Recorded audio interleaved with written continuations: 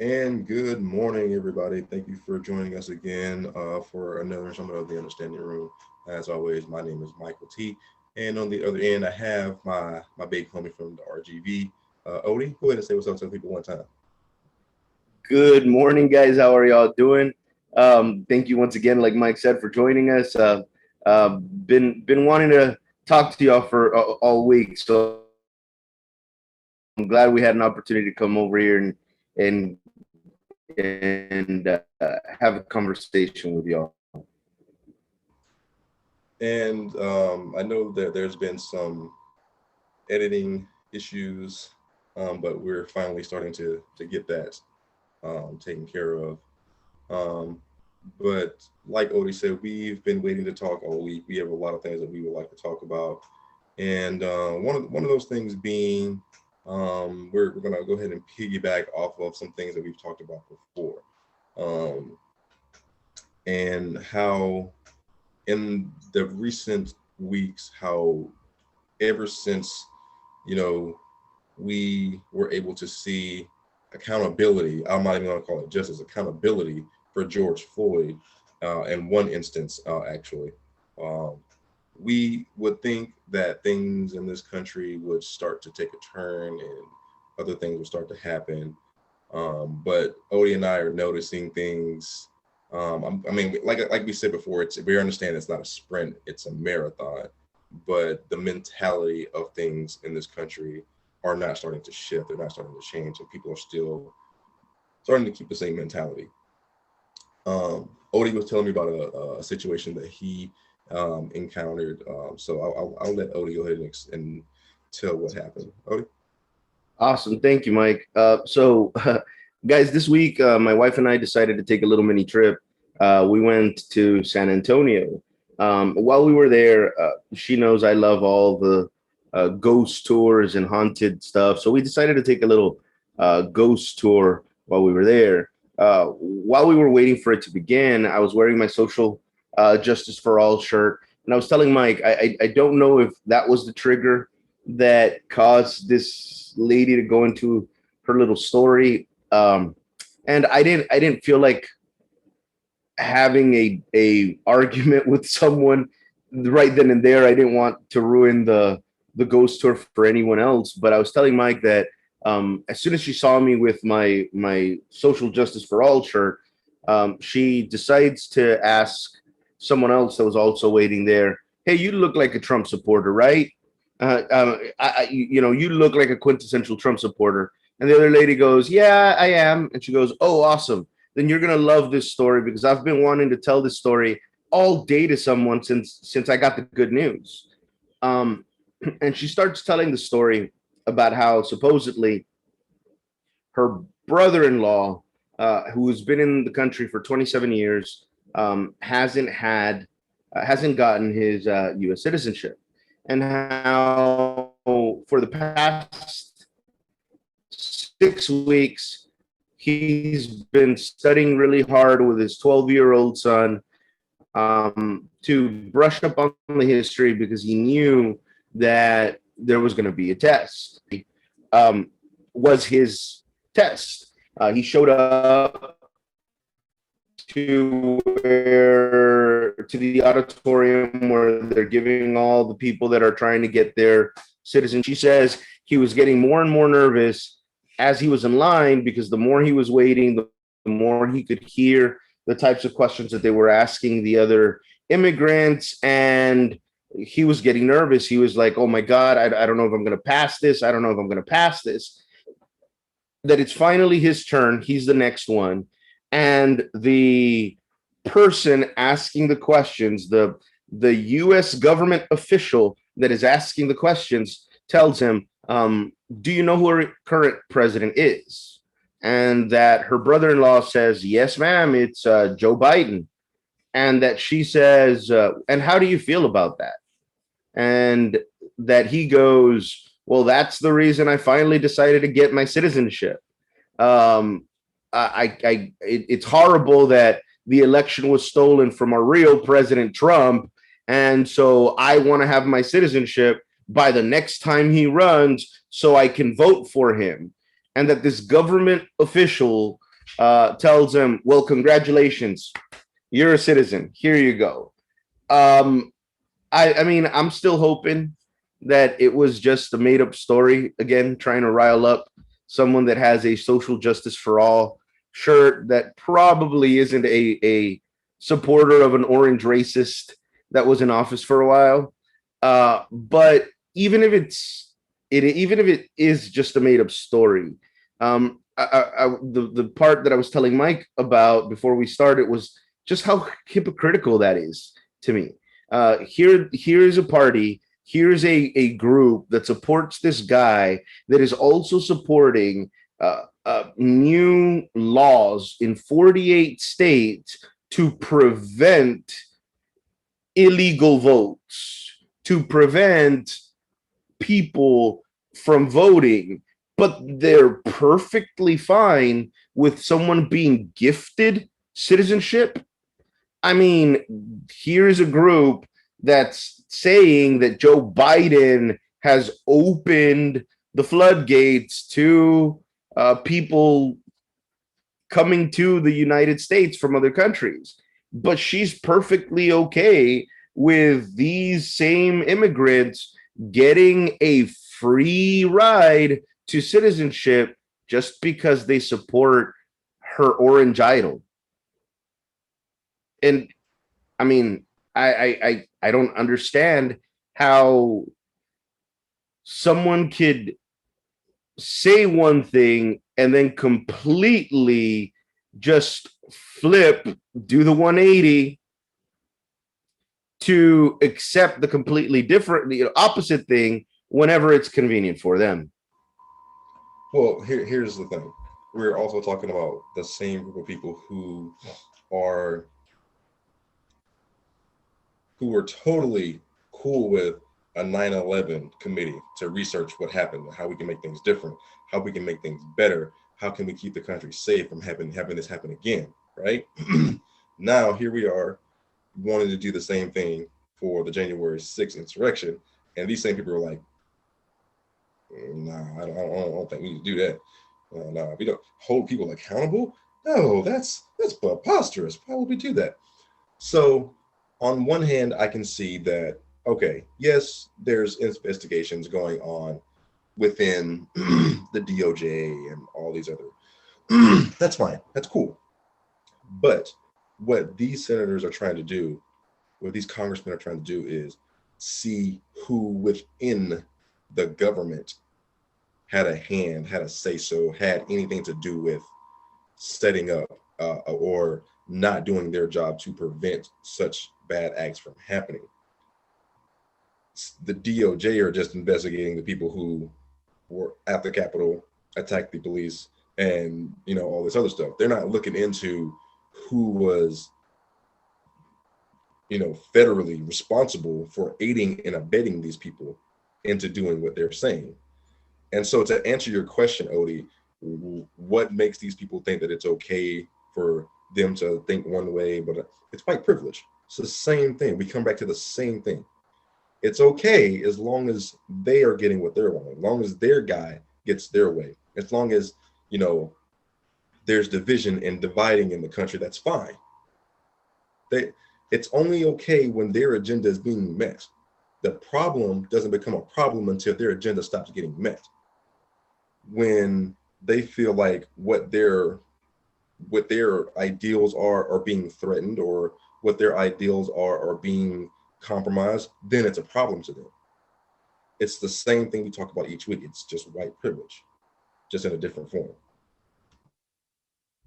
Yeah, and I mean, as a son of an immigrant, this story kind of did get to me a little bit, because I remember, I mean, my mom immigrated to the United States when she was 14 years old.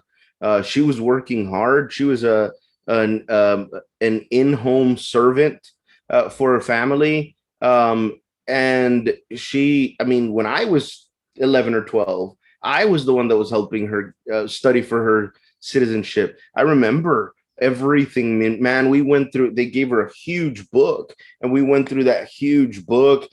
There were times when she wanted to give up. There were times when she'd cry, that she just didn't think she had it in her to make it.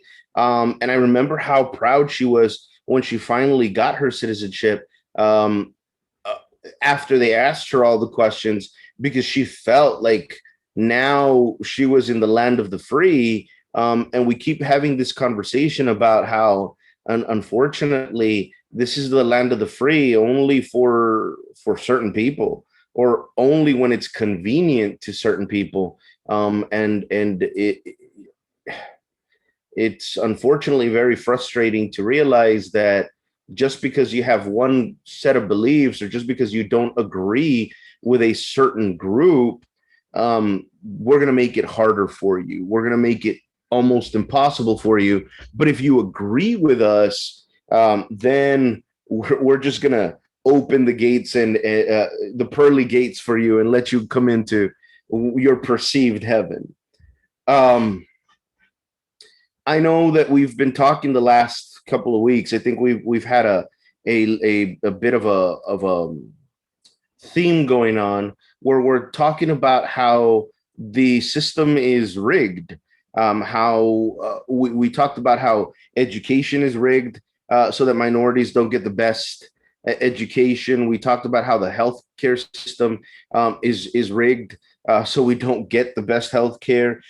We talked about cancer, and how cancer is if you're black or minority, your probability of dying from it is way higher than if you're white. And I think we wanted to continue that this week. I know that you wanted to get into speaking about how people that have mental disorders, also have to face some disparities depending on their race and ethnicity. And I actually wanted to start. We always do a little bit of history. I don't know if this is part of what you wanted to start, or wanted to talk about, but I just thought it would be a little bit of really good information and a little bit of history. And I just wanted to ask everybody. Does everybody know? And it's a rhetorical question. I'm going to answer for you. But does everybody know who the first African American psychologist, the first African American with a PhD in psychology, was in the United States? His name was Francis Sumner. Francis Sumner. And he was born in Arkansas in 1895. So remember, that's when he was born. So it wasn't until the 1900s, guys.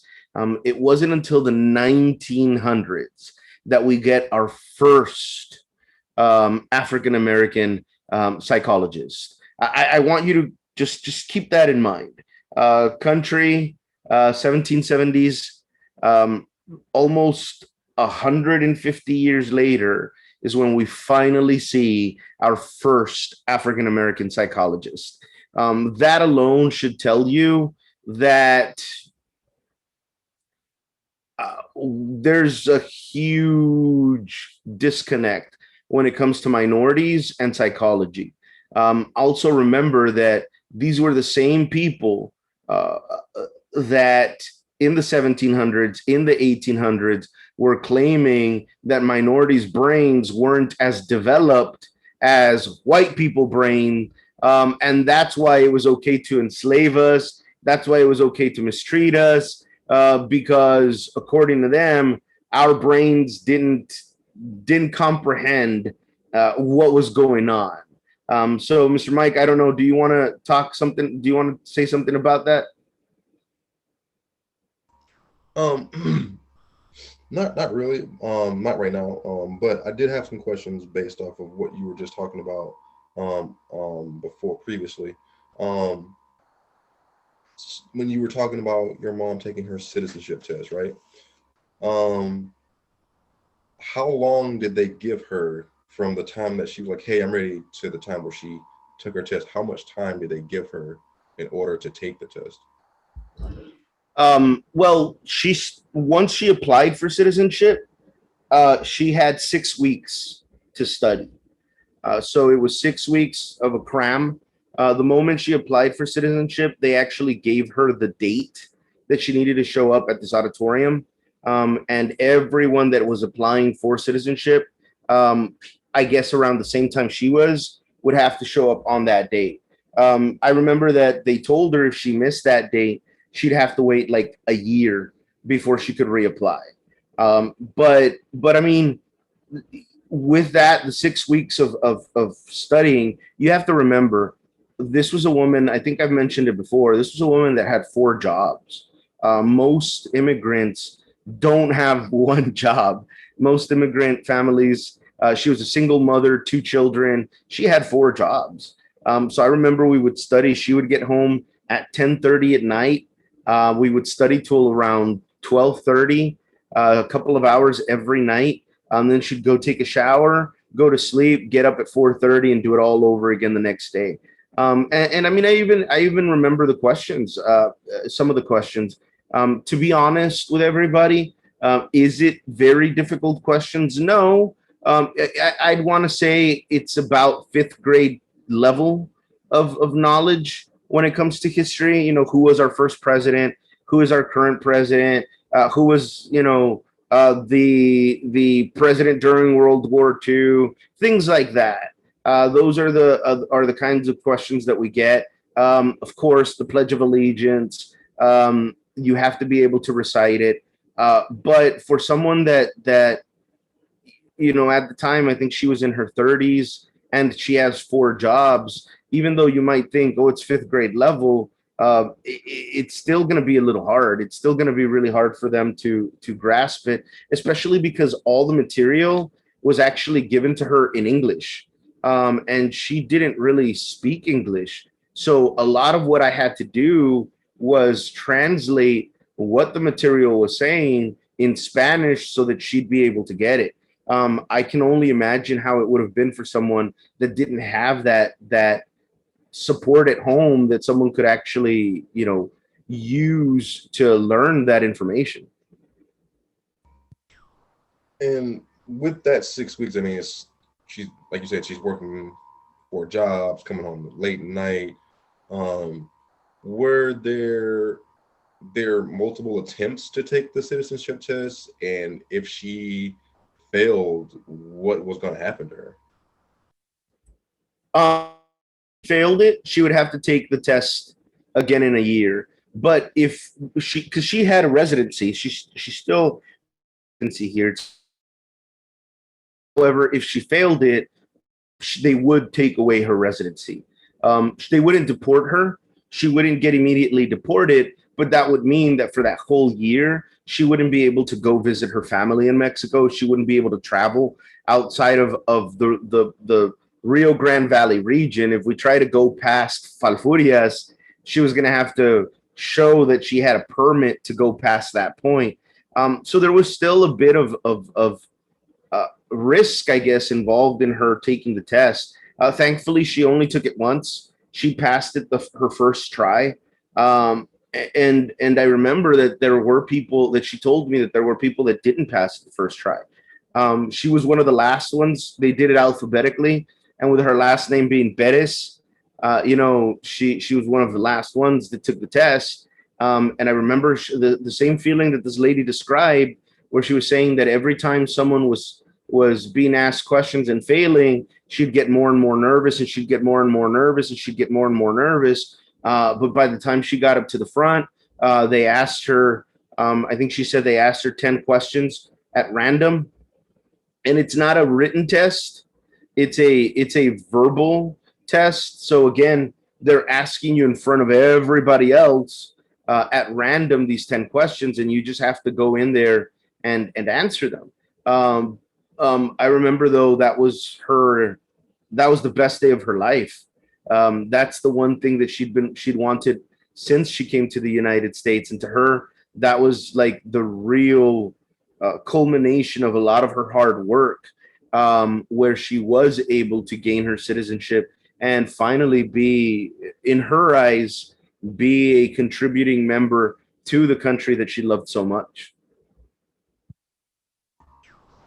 Awesome. Thank you so much for sharing that, man, because, I'm sure a lot of people are curious to how these processes work. And, I mean, I may be African American, but I've never had to experience anything like that where I had to either myself learn something completely new or teach someone completely new.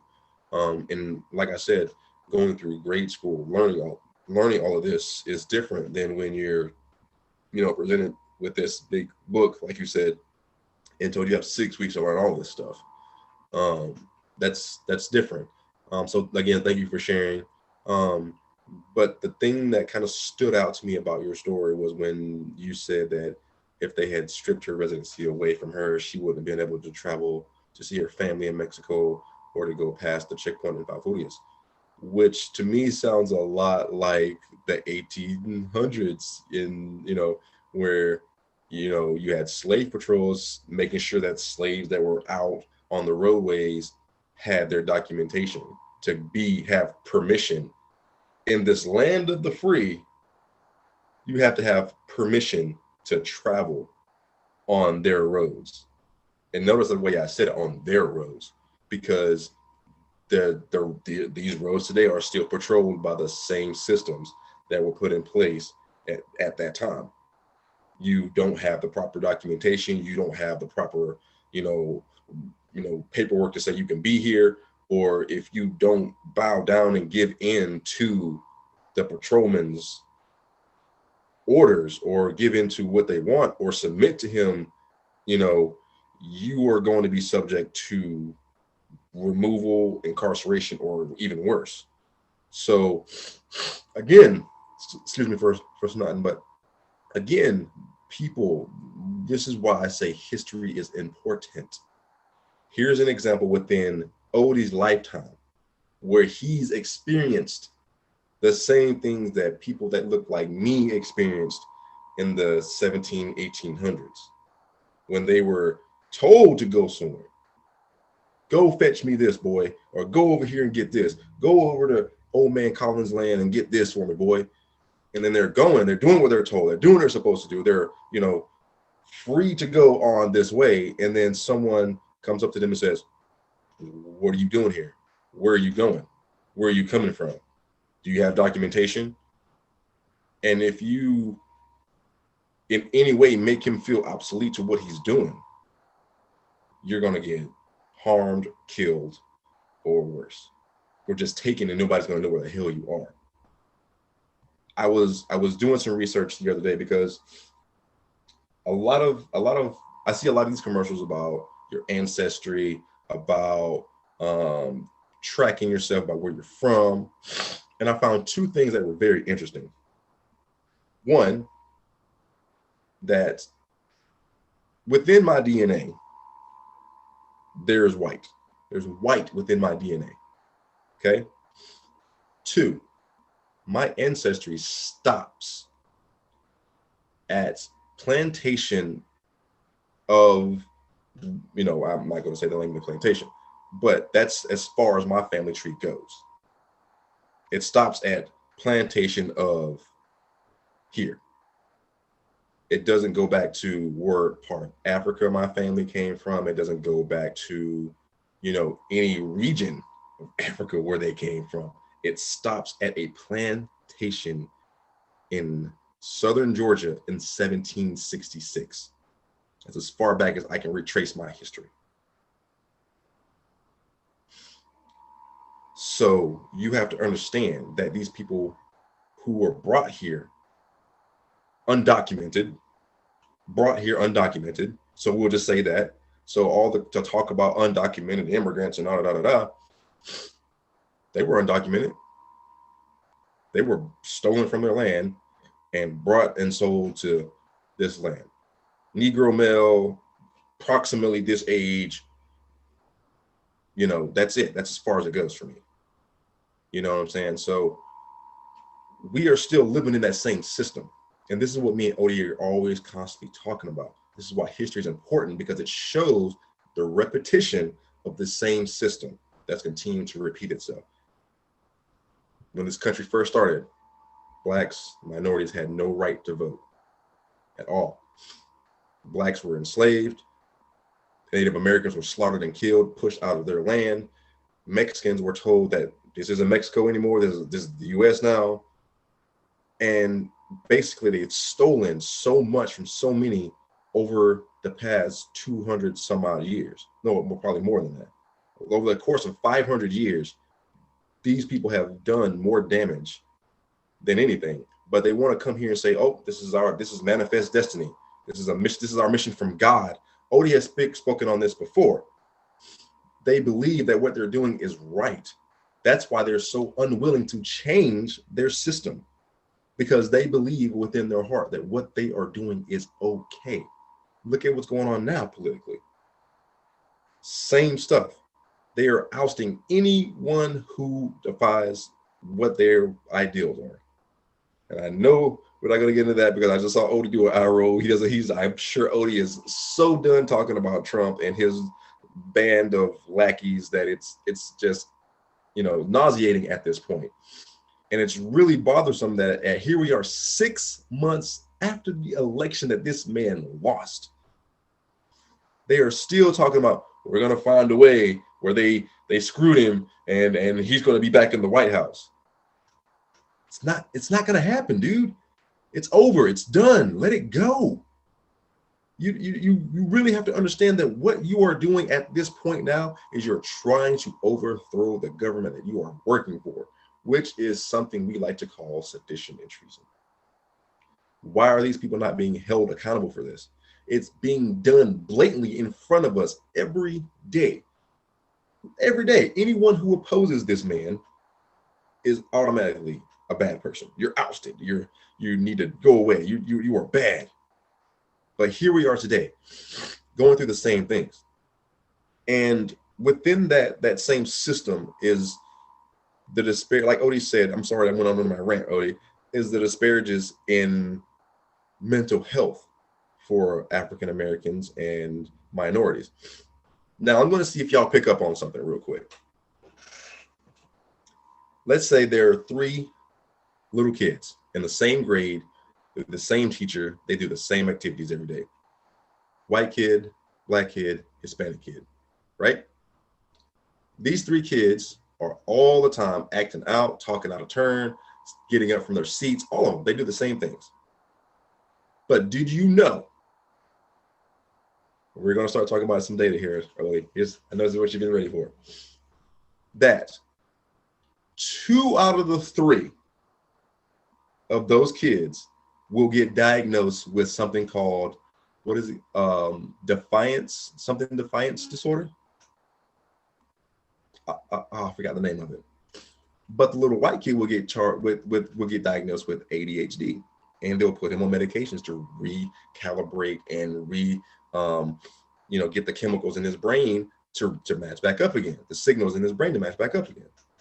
While the little Hispanic kid and the little black kid gets told that these are just behavioral problems and that their best course of action is some sort of, redirection or alternative behavioral schools. And so it's ODD. I'm sorry? Sorry to interrupt you. ODD, oppositional defiant disorder. Thank you, Odie. That's what I'm talking about. So here's a real life example of this. One of my sons, I've been saying he has ADHD.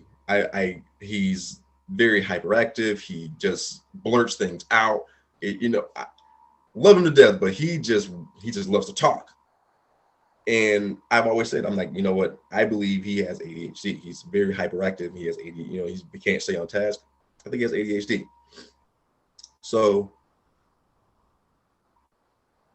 my wife takes him to a doctor. And the first thing that she calls me back and says is that, oh, the doctor says I said, nope, I am not accepting that, because that is always the very first diagnosis that they want to hand down to kids that are minorities. That, oh, it's because their dad's not at the house, or their parents don't look after them. They just do whatever they want. They're just no. My kid is not oppositionally defiant. We are here with him every day. We correct him every day. It has nothing to do with that. He needs neurological help. And these are happening so many times within our communities. It's always so when little black kids in school act up, what's the first thing they want to do? They want to call the police. When white kids active in school, the first people they want to call are the parents.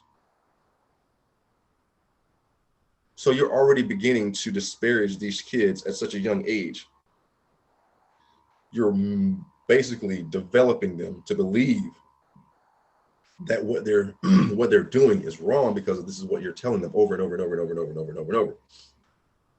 When you are already in a system that already looks at you by the color of your skin and says that you're a threat just because you're the color that you are. Just with the name of the disorder, oppositional defiant disorder. What you're doing is putting it in their minds that they should be defiant. Exactly.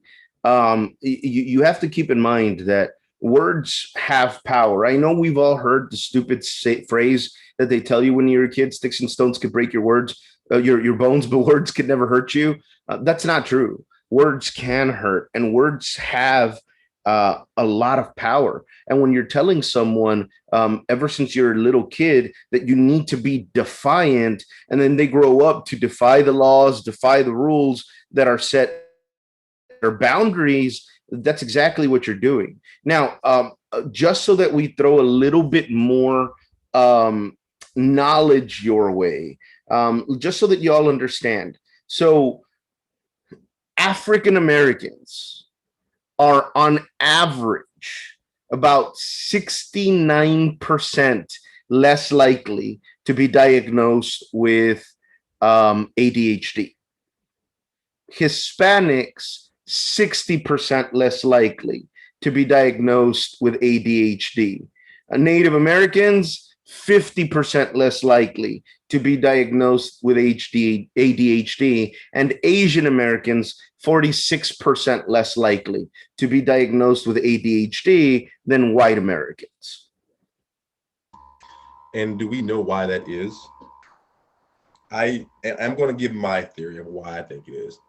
I believe it's because we don't have enough psychiatrists and psychologists of those cultures to sit down and say, this is what's going on.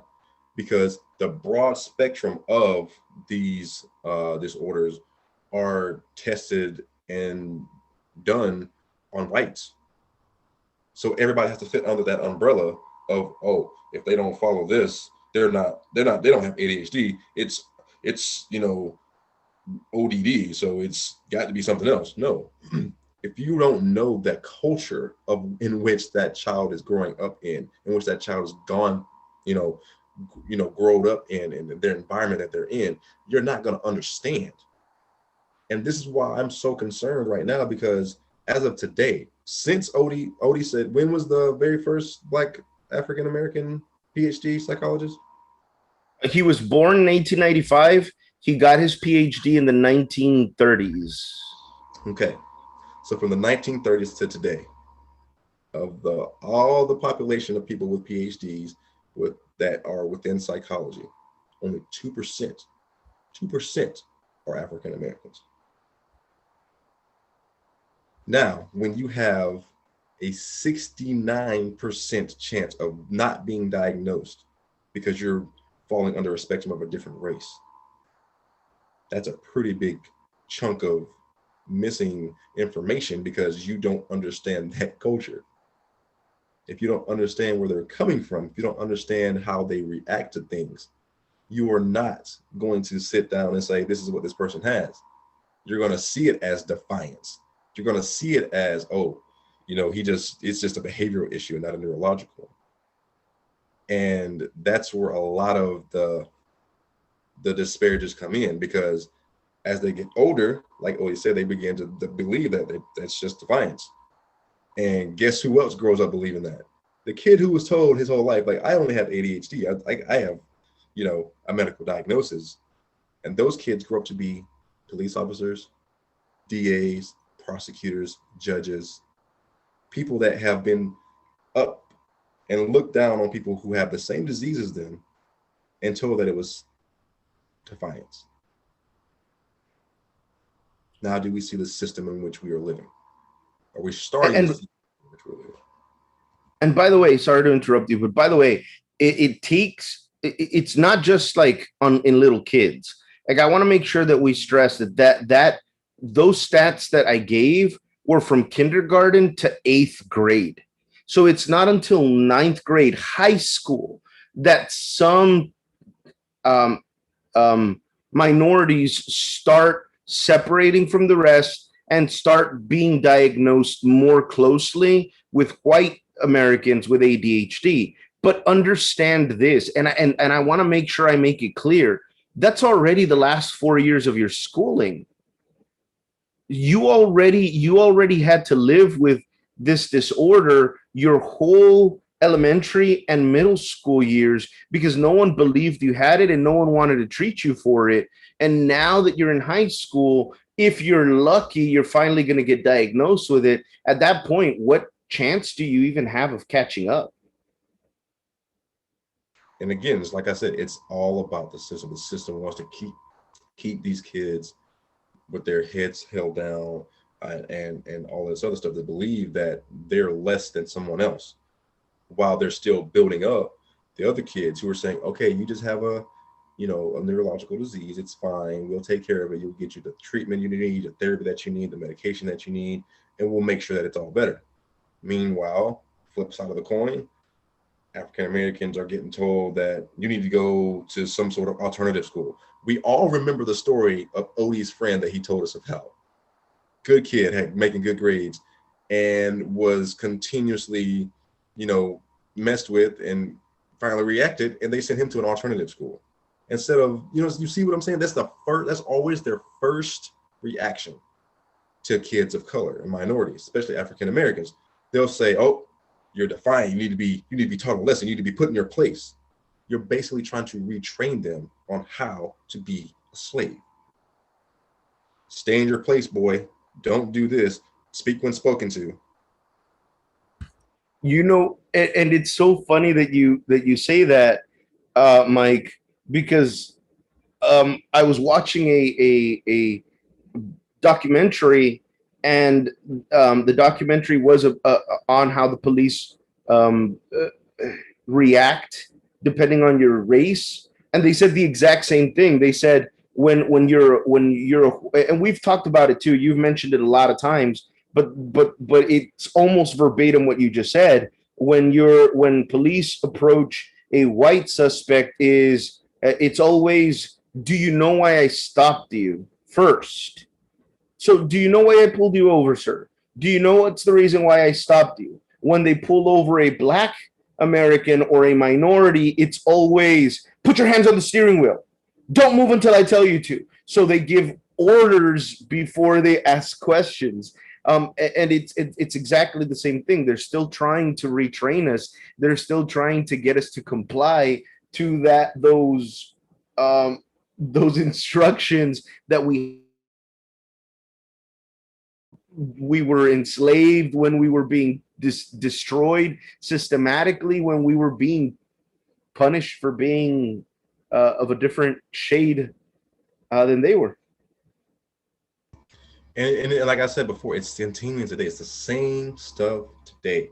When our kids go to school, we have to worry about so many things. We have to worry about if they're getting taught correctly. We have to worry about if they're being treated fairly. We have to worry about their safety. You know what I mean? Like, these are all things that parents of African American kids worry about on a daily. You know what I mean? And then if something happens to our kid and we come up there and we're starting to ask questions, and we get a wow, it's like, oh, you're being defiant. No, I'm not being defiant. I'm trying to figure out what happened to my child. Now, if something happened to your child, you can't say that you wouldn't react the same way. You know what I mean? So I'm still kind of, you know what I mean? It's hard for us to understand, how we can sit here and say everybody has, equality. I don't want equality. I want equity, because equality is basic. Okay, so the way I like to picture equality is, imagine there being a high fence, right? I'm 6'3". Odie's significantly shorter than I am. I'm 5'9". And then you have his wife, who's a lot shorter than him. That's like saying putting a level bench over that same fence and expecting all three of us to see over that fence. I will probably be able to see over the fence, but if I can see over it, will Odie and his wife be able to see over the fence? We don't want equality. We want equity. We want to be able to have whatever height she needs to see over the fence. Odie needs whatever height he needs to see over the fence, and I need just whatever I need to get over the fence. What I may require may not be as much as Sylvia. We're going to go ahead and say that. Sylvia's box will be a little bit higher than mine. but that's the point of equity versus equality. We don't want equality. We want equity. And that's a lot of what you hear in the protests of Black Lives Matter and these groups that are saying, we don't want equity. We don't want equality. We want equity. We want what's going to keep us at the same line as everyone else. Don't give us all the same thing. We don't all want the same thing. We don't all need the same thing. You know what I mean? We just want what's going to keep us on the same levels as everyone else. Give us what's going to boost us to the levels of everyone else, so we can have a fair shot across the board. So actually, I'm glad you brought that up, because I got a statement from a doctor, a PhD, Dr. Paul Morgan, and he was talking about ADHD. And he says ADHD should not be a privileged disability. We don't want a situation where ADHD is a condition for wealthy white families. We want to be helping children who have this disability, regardless of their race or ethnicity. But what we're finding is consistent evidence that white children are more likely to be identified, and that is inequity. Exactly what Mike is talking about. So this isn't something that we're just, pulling out of thin air, guys. We've got doctors that are talking about this. We've got professionals that are speaking about this, because there is that inequity. And like Mike says, the word is used incorrectly. Equality would put everybody at the same starting line. However, some people have a head start. That's the white privilege that we always talk about. Equity would put everybody at with the same opportunity.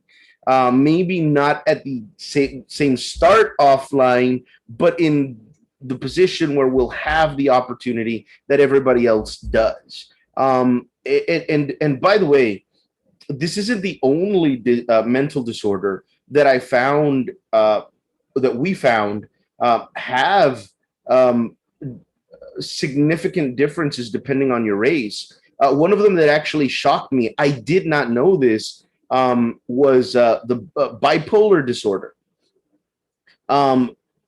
I found out while doing my research that specifically, this one is specifically with African Americans. African Americans are 2 times more likely to be diagnosed with schizophrenia instead of bipolar disorder. Guys, this to me was insane, because my degree is in psychology. So I didn't know this. This is not something I had never heard of before. But the way that you treat schizophrenia versus the way that you treat bipolar disorder are completely different. Schizophrenia, they're probably going to be institutionalized. They're probably not going to be able to hold a job. They might be, placed in disability. The medications that you're on for schizophrenia are not going to affect your bipolarism in any way, shape, or form. So it puts these people at risk. It puts their minds at risk, because the reality is that if you are given medication for schizophrenia and you don't have it, that's causing havoc. That's running a muck on your brain. Whereas if you would have put on the right medication for bipolar disorder, you could have leveled out. It could have made you feel, not maybe not the best. There's some people that still don't like those medications, but it's a lot easier to handle than if you're diagnosed with schizophrenia. Um, and to me, that an African American could have double the chance of being told you're hallucinating instead of you're just have this disorder is completely uh, insane. Again, I mean, all bipolarism is a chemical imbalance in the brain. I don't understand. It's it's just a chemical imbalance. You know what I mean? It can be treated with medication, you know, and it seems like they are so unwilling to help us get that balance in our lives because, like I said before, they want to keep us with that mentality that we're below other people. If you can bring people down, make them feel less than who they are, you know. And here's something else that I find oddly, I don't want to say funny because funny is not the word, ironic, that 3/5 of the population are African American psychologists, which is ironically what they saw African Americans as slaves. 3/5 of a person. And if you don't see the irony in this, then I don't know what to tell you. 3/5, 3/5 of our population can help treat a good majority of people. I mean, that's not enough people to go around. 3/5 of a population isn't enough to help. 3/5 of a person is enough to count in a vote. They're trying to continually systematically break us back down to that level, to where we fall back into that whole mentality of, you know, being enslaved again. And they're going to keep trying and trying and trying until they get back down to that level. And sadly, it's being done blatantly right in front of us. Like I can't understand how people are not like blown away by this. It's like, you know what, like you are stripping away their right to vote right in front of them.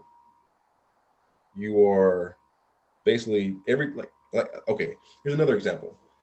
The last time we talked about the differences between Black Lives Matter protests and when Odie's favorite people get together and have a protest, and the differences in those protests.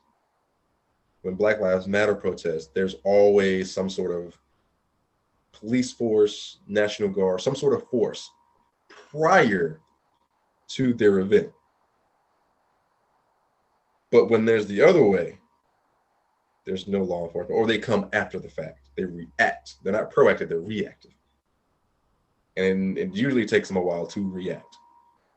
Like in the what can I remember it was when that kid shot three people and walked right up to the police and they waved him right through.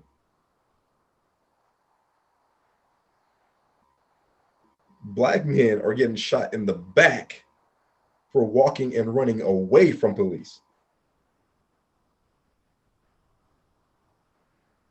No, let me tell you the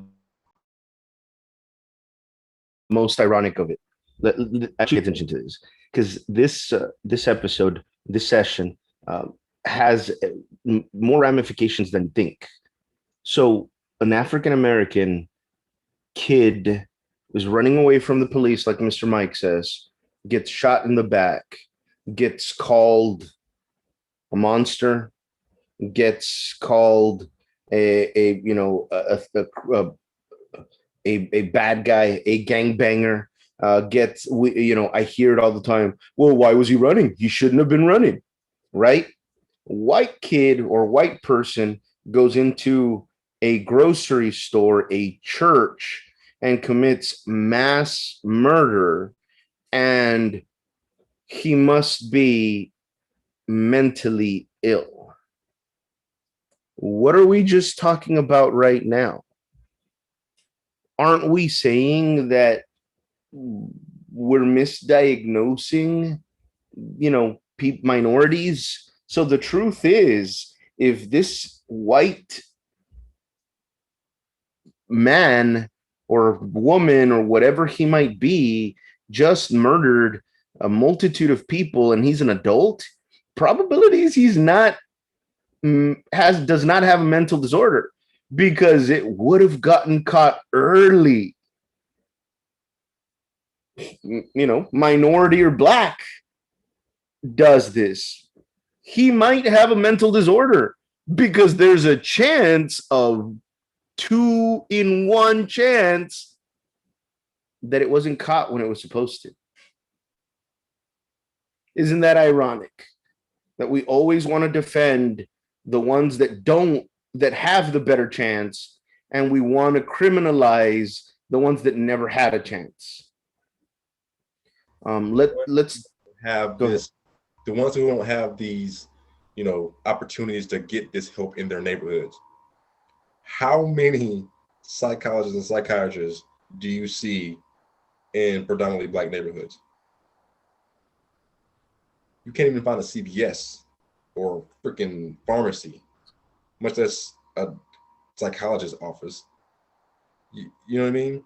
So you're taking a group of people who already are disparaged because they don't have the access to these things.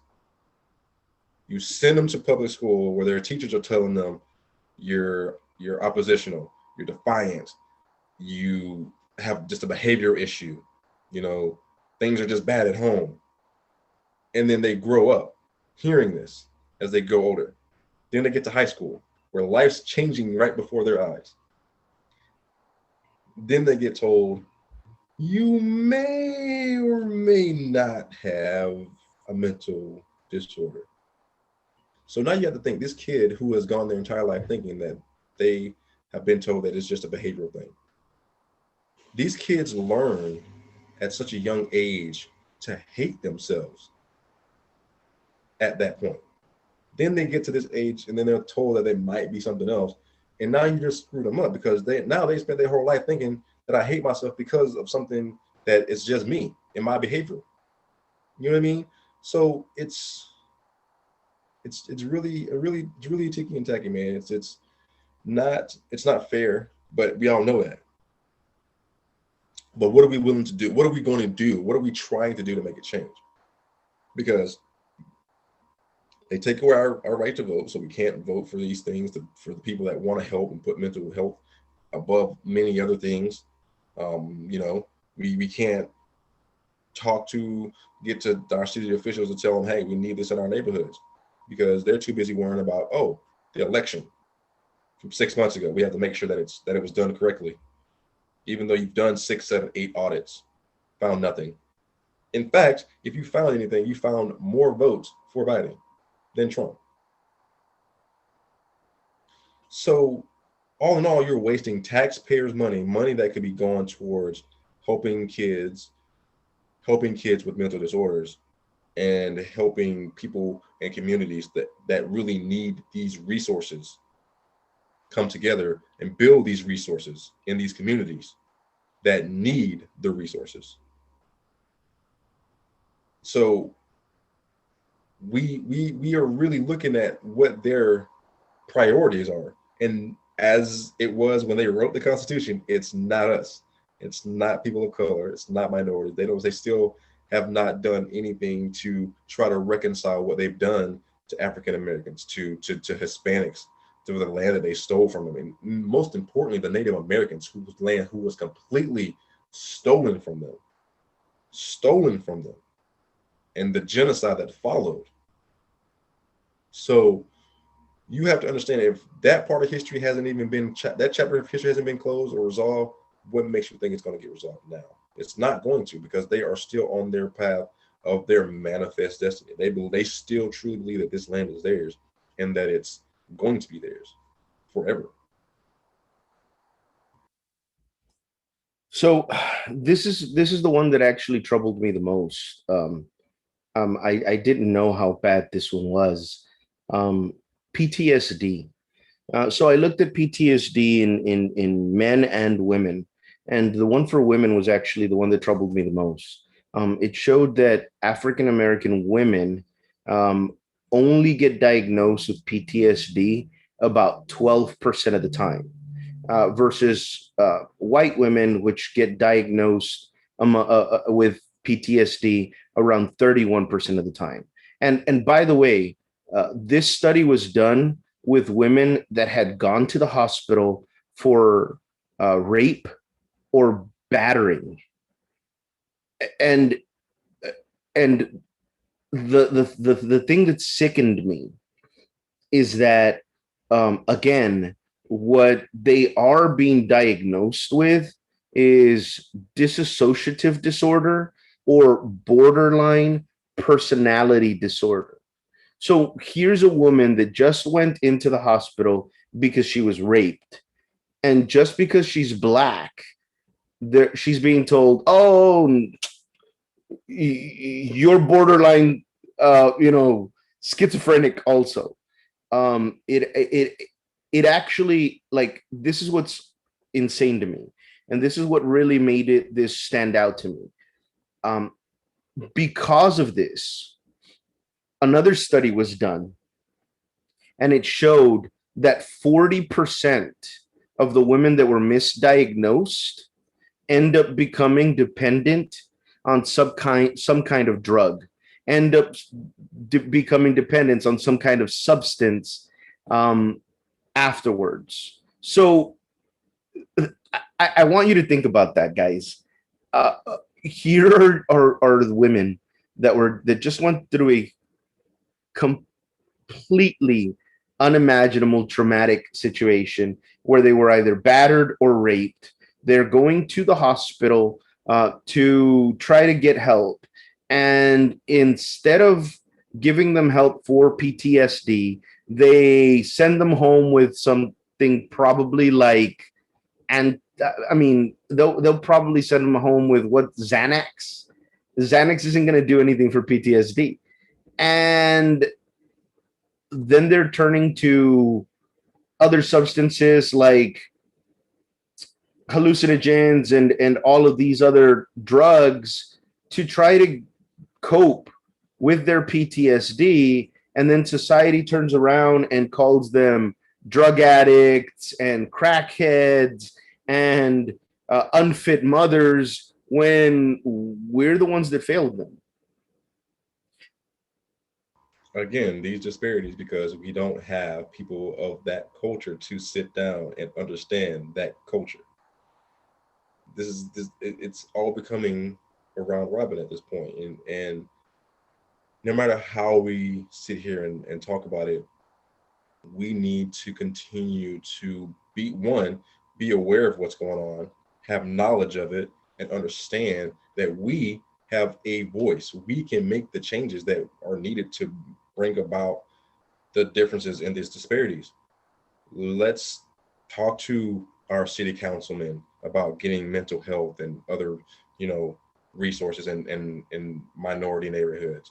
Let's talk to them about getting counselors that can go out to the schools and sit down with African American kids and see and actually hear what they have to say. You know, we need people who are actually genuinely concerned about what's going on, because this is what's causing the divide in our country. Um, we have so many resources for all of these things, and they're not being allocated correctly. They, they it's just not being allocated correctly. We need to you continue to use our voices, continue to vote, continue to talk to our congressmen and senators and talk to them about, hey, we need this in our communities. We need all of these different things that will close the gaps in the disparities of our communities. So until we get that, we're going to continue to see this all over happen over and over again. As well as, encourage those around you. One of the things that I truly feel also hurts us in the long run is our own cultural bias against mental health.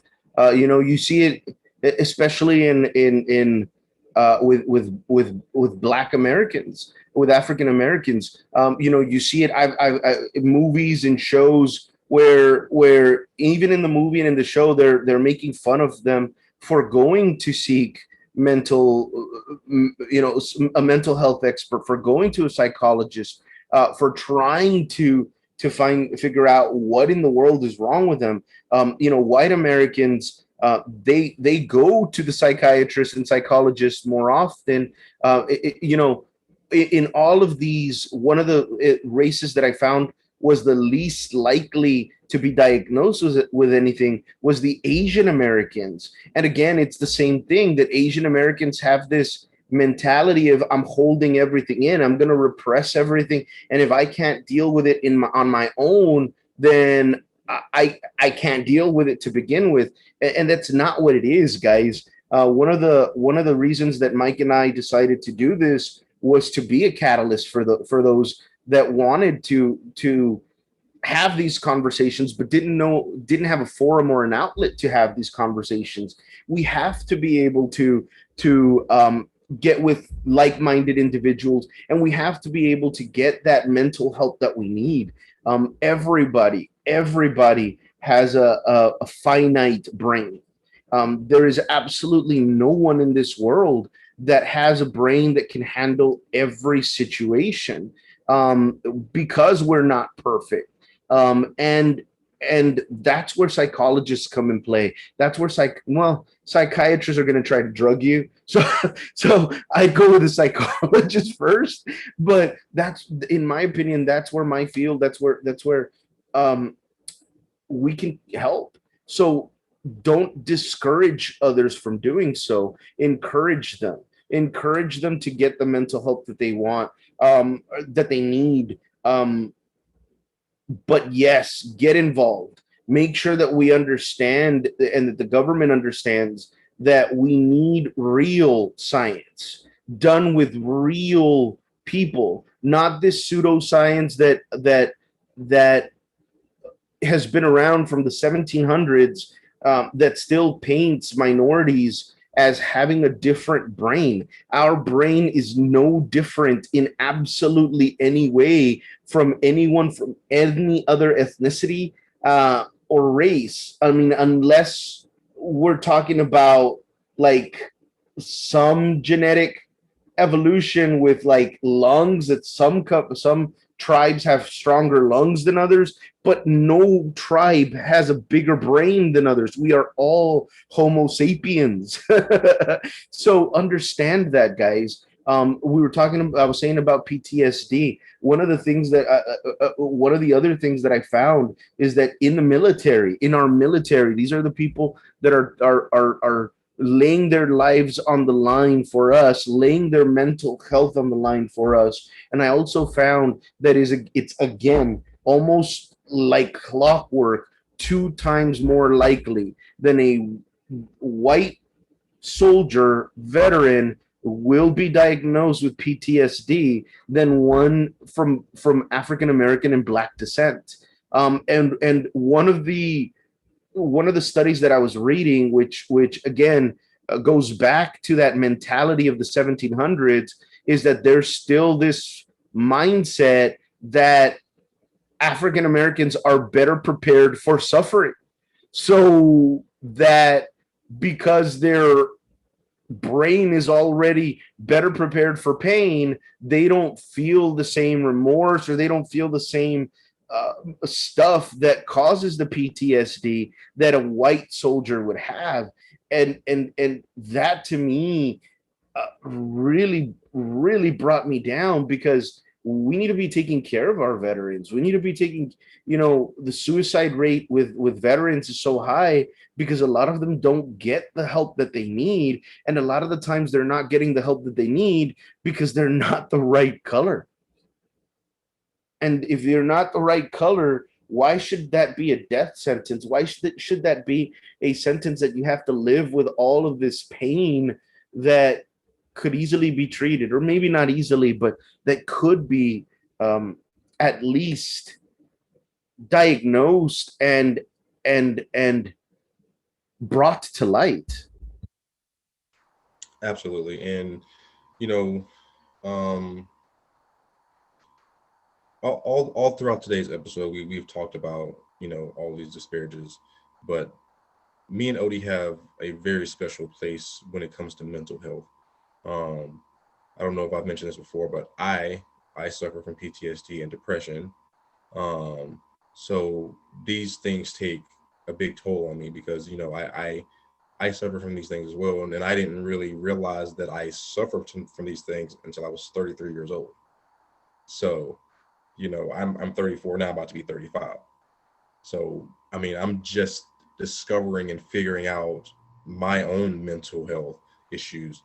Um, but again, it's all this is like Odie said, it's a disparage to keep the minority mind, you know, the minds of the minorities at a whim of, they're just, people that can take it, people that can go through suffrage and then be okay. And that's not the case at all. No human on this earth was meant to suffer in any way, in any capacity, mental, emotional, physical, in any way. And the fact that there are certain groups of people who think that this is okay in any capacity, from any spectrum of color, it's not. We should all be treated as human. We're all humans. We're all feeling, thinking humans. And the fact that we're all treating each other this way or in some way is just I don't get it. But the this, like I said this before, the same systems that were set in place from the 1700s all the way until now hasn't really changed.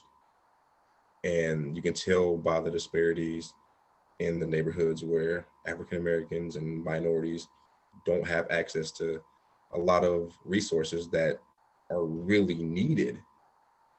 You can tell about how the interaction in police with African Americans and minorities, that needs to be reformed as well. It needs to be changed. The whole system needs to be brought down and restructured from the bottom up.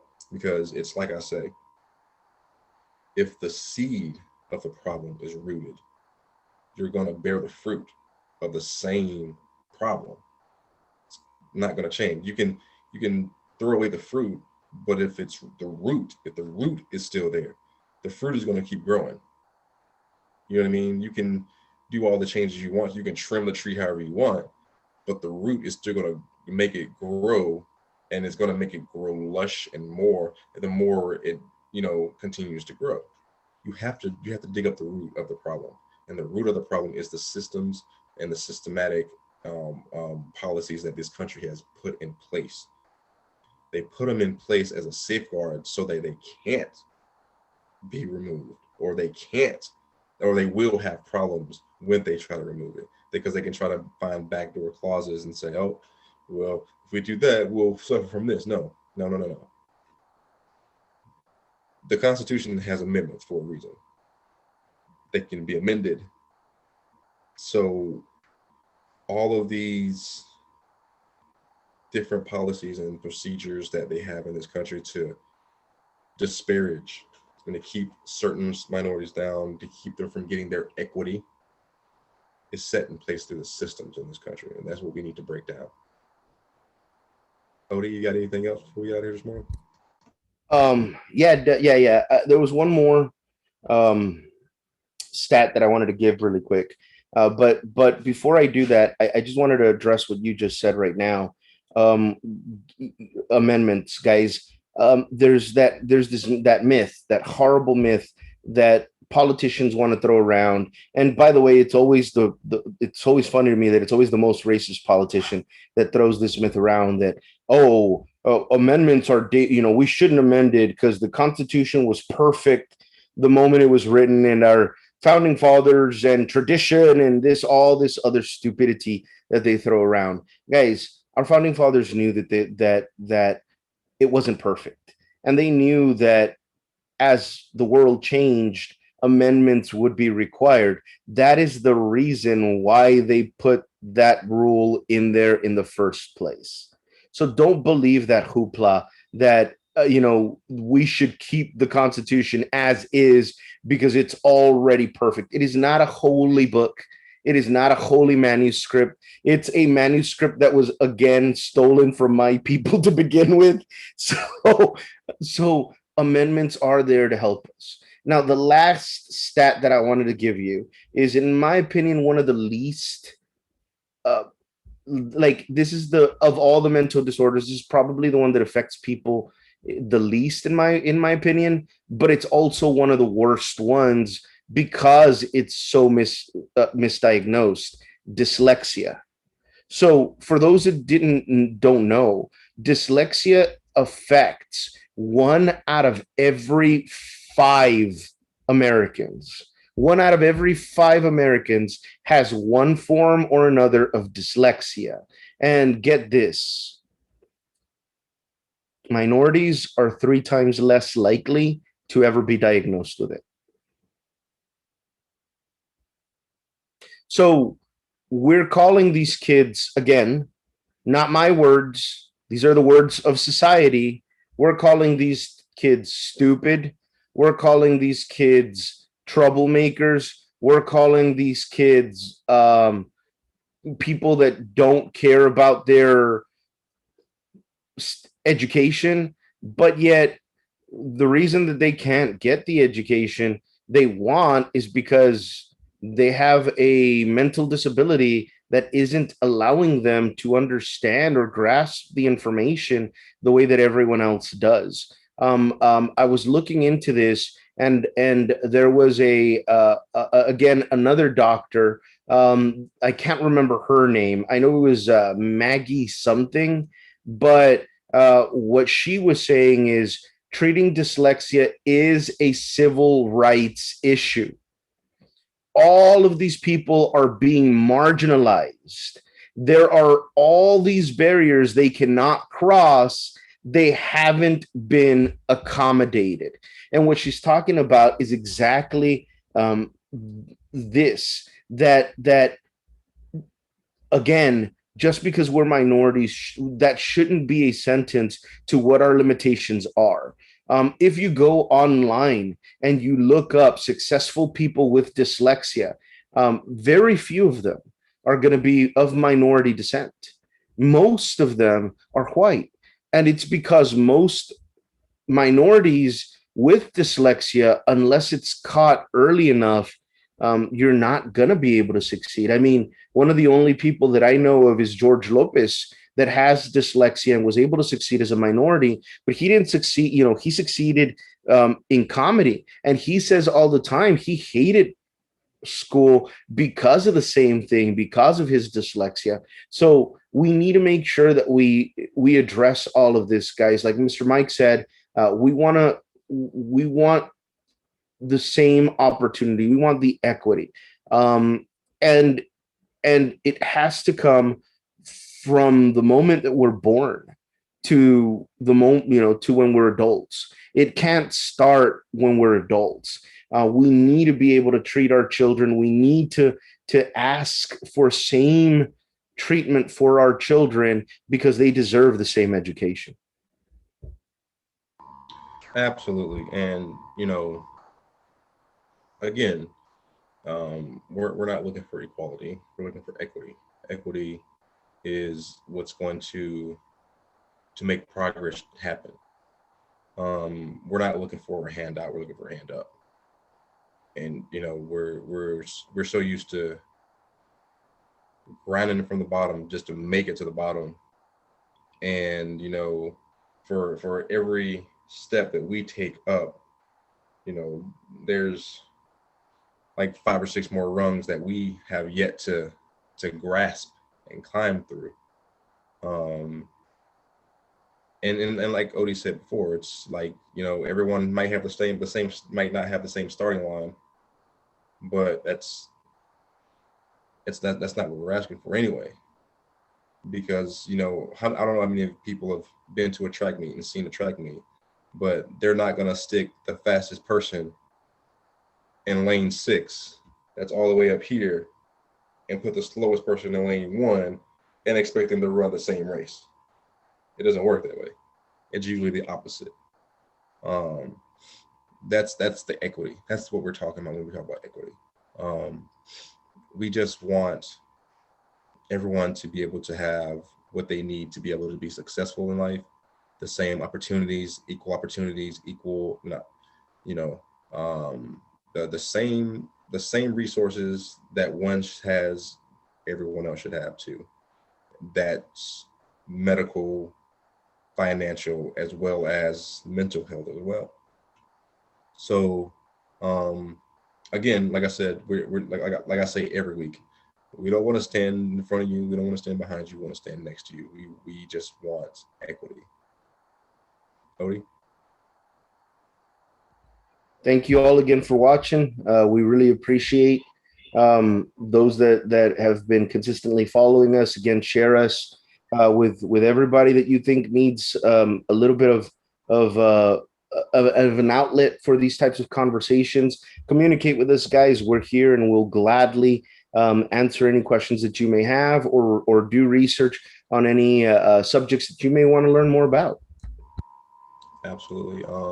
Again, we really appreciate everyone that joins us, and we are we really want to hear what you guys think. Give us your opinions, give us your what you want to hear us talk about, all of these things, because there's not anything that we're not willing to talk about. Me and Odie did this for a reason. We did this to be open, to be transparent, to have, we're putting our own experiences out here. Um, we don't have a problem with being transparent and talking about these things. Odie, I've asked Odie some personal questions. Odie's asked me some personal questions, and these are how these dialogues are going to continue to open up and be able to be had. Because, like Odie said, there's someone that can watch this and say, "Hey, I can relate to that," you know, and we're not trying to be the next big thing. We just want to be able to have these conversations, so that way people understand that it's okay to have these conversations without hating each other. So again, we appreciate everyone. We will be happy to take any comments in the comment section below. And if there's not anything else, thank you so much for joining us, and we'll see you all next time.